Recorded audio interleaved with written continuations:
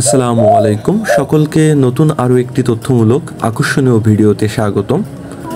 আজকের আলোচনার বিষয় মানুষ আর প্রাণী, পাখির মাঝে গভীর বন্ধন আর নিখাদ ভালোবাসা নিয়ে।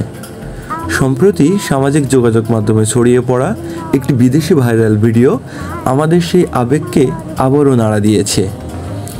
ভিডিওটিতে দেখা যাচ্ছে যে একটি ছোট্ট শিশু দুটি ঘুঘু পাখির সঙ্গে এমনভাবে মিশে আছে যেন তারা বহুদিনের সাথী। আপাতত দৃষ্টিতে পাখিগুলো মুক্ত মনে হলেও লক্ষ্য করা যায় তাদের পায়ে একটি হালকা দড়ি বাঁধা রয়েছে। তবুও মেয়েটির সুরেলা ডাক শুনে ঘুঘুগুলোর প্রতিক্রিয়া এতটাই হৃদয়গ্রাহী, মনে হয় যেন তার ভালোবাসার সুরে সাড়া দিচ্ছে।